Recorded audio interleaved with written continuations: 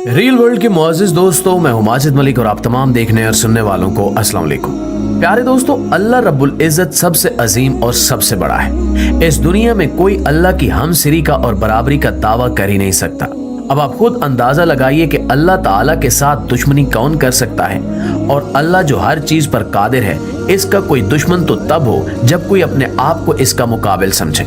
आपको ये जानकर हैरत होगी कि अल्लाह रब्बुल इज़्ज़त ने अपने नबी करीम सल्लल्लाहु अलैहि वसल्लम की मोहब्बत में दो लोगों यानी अबू जहल और अबू लहब को अपना दुश्मन कहा।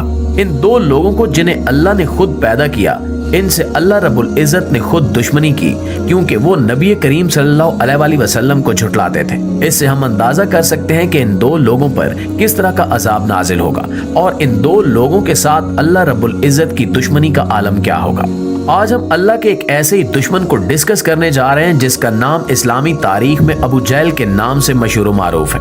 ये अबू जहल नबी करीम सल्लल्लाहु अलैहि वसल्लम के खानदान से ही ताल्लुक रखता था और कुरैश का बड़ा सरावर आदमी था।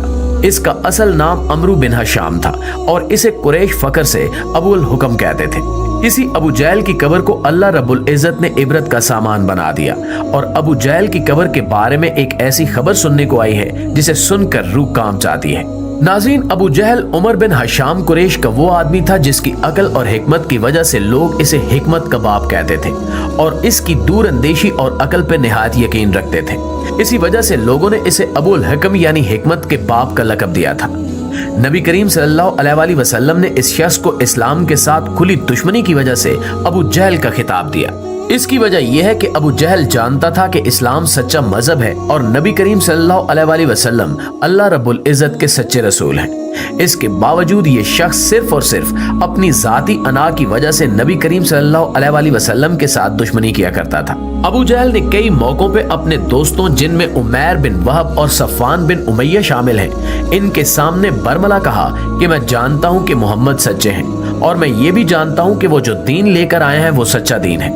मैं ये भी जानता हूँ कि अल्लाह एक है और ये बुत किसी को फायदा नहीं पहुंचा सकते, लेकिन मैं ये बर्दाश्त नहीं कर सकता कि अब्दुल मुत्तलिब के खानदान में से कोई नबी होने का दावा करे और मैं उसे कबूल करके उसकी गुलामी करूं। आप यहाँ से अंदाजा कर सकते हैं कि अबू जहल का हसद और अना किस हद तक पहुंची हुई थी कि वो एक सच्चे दीन और सच्चे रसूल को पहचानने और मानने के बावजूद इनकी दुश्मनी पर उतर आया था। इसकी वजह सिर्फ यही थी कि भले ही इनका कबीला एक था, लेकिन इस कबीले के अंदर खानदान अलग था और अबू जहल को ये बात बर्दाश्त नहीं हुई कि वो किसी दूसरे खानदान के आदमी को नबी तस्लीम कर ले।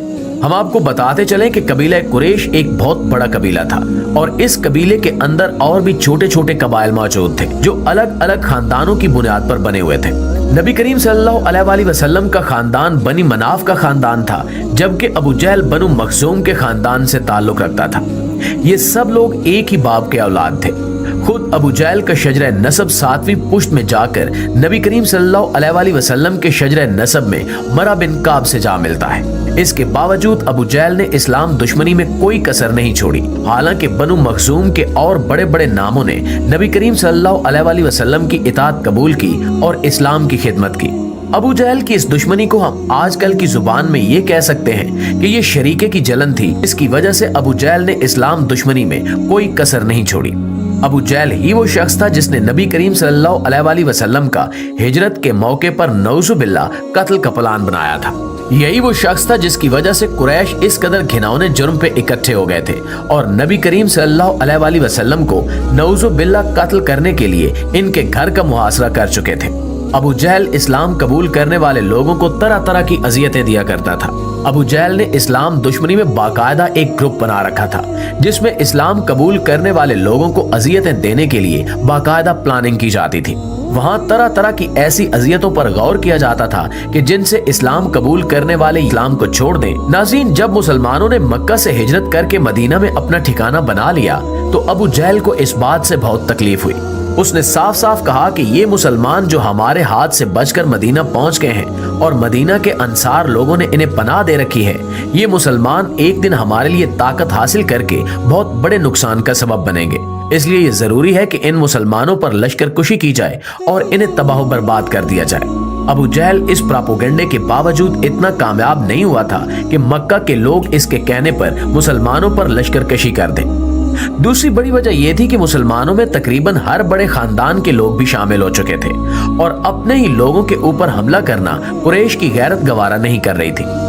तभी गज़वे बदर का मौका आया और जब नबी करीम सल्लल्लाहु अलैहि वसल्लम ने कुरैश के तिजारती काफिले को रोकने और इसका सामान छीनने का हुक्म दिया तो अबू जहल को यह मौका मिल गया।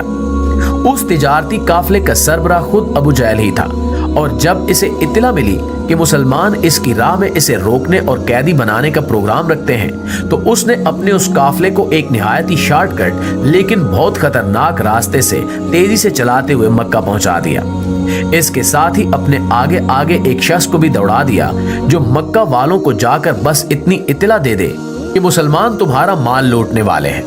उस तिजारती काफिले में मक्का के तकरीबन हर घर की इन्वेस्टमेंट मौजूद थी, इसलिए जो काम अबू जहल 1-1.5 साल के प्रोपेगेंडे की वजह से नहीं कर सका था वो अपने माल की हवस में कर दिया और यूं गज़वे बदर पेश आया।